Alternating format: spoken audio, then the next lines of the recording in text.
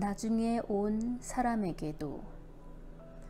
품삯을 받아들고 그들은 밧임자에게 투덜거리면서 맨 나중에 온 저자들은 1시간만 일했는데도 뙤약볕 아래에서 온종일 고생한 우리와 똑같이 대우하시는군요 하고 말하였다. 마태복음 20장 11절에서 12절. 어머니는 피난 내려와 행상으로 6 식구의 생계를 도맡으셨다. 어느 날 어머니께서 무슨 말씀 끝에 휴, 너희 4명이 초등학교부터 대학교까지 쪼르르 학교 다닐 땐 밤에 내일은 또 어떻게 애들을 먹일 수 있으려나 싶어 가슴이 헐랑헐랑하여 잠 못 이룬 적이 많았지 하셨다. 하루 벌어 하루 사는 인생살이 면모가 눈앞에 확연히 드러난 순간이었다. 그것도 모르고 나는 아르바이트 한 번 하지 않고 4년제 사립대학을 졸업하자마자 사랑하는 님을 따라간다며 수녀원에 들어가겠다고 했다. 그러나 어머니는 고생해서 대학 공부까지 시켰으니 벌어서 갚고 들어가라 하시기는커녕 하나님의 뜻이라면 순명, 순종해야지 하시며 허락하셨다.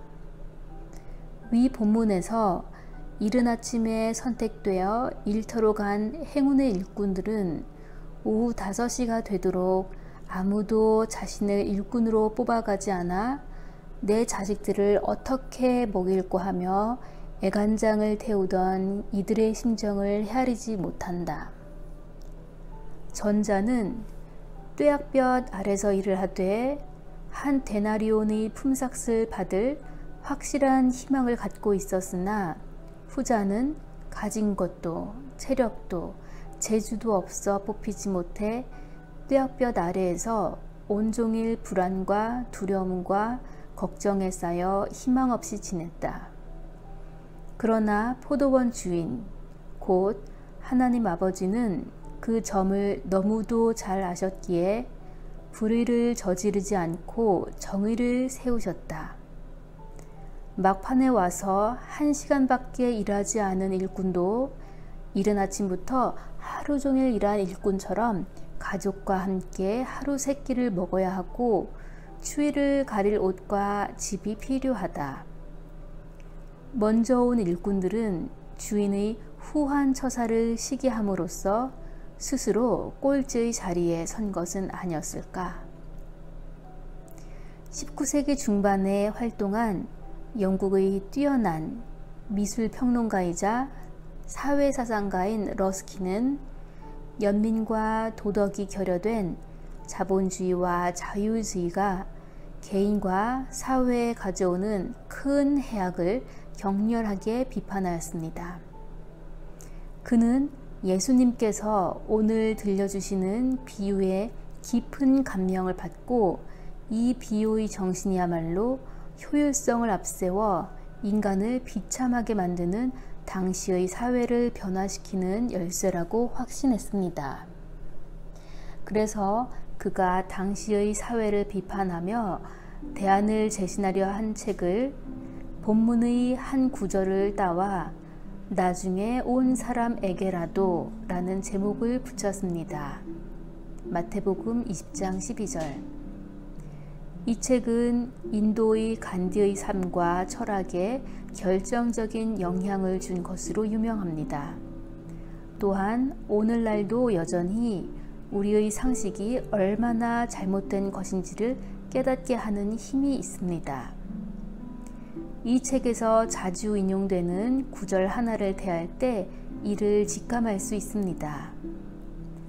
수많은 인류의 마음을 지배해 온 갖가지 망상들 가운데 아마도 가장 기묘한, 어쩌면 가장 명예롭지 못한 망상은 사회적 행동의 규범은 사회적 애정의 작용에는 아무런 관련도 없이 결정되는 것이 유리하다는 관념에 바탕을 두고 있는 이른바 경제학이라는 근대의 학문일 것이다.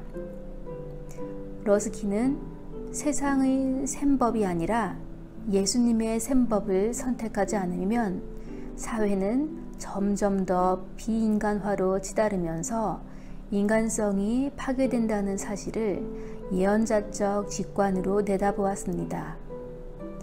예수님의 셈법은 사람을 소모품이자 이윤을 내는 도구로만 생각하는 경제학을 거부합니다. 예수님의 오늘 비유는 예수님 시대나 러스킨 시대보다도 바로 지금 여기에서 우리가 더욱 깊이 묵상해야 할 말씀입니다. 지금 이 시대만큼 세상의 셈법에 젖어 있던 적도 드물기 때문입니다. 이 말씀을 묵상하는 것은 세상을 지배하고 있는 시대의 잘못된 통념에서 우리의 생각을 되돌리는 회심의 여정입니다. 오늘 복음은 일자리를 잃거나 합당한 대우를 받지 못한 가운데 인격적 존엄을 침해받는 이웃의 처지를 대할 때 경제 논리가 아니라 연민과 역지사지 마음으로 헤아리는 따뜻한 마음을 촉구하고 있습니다.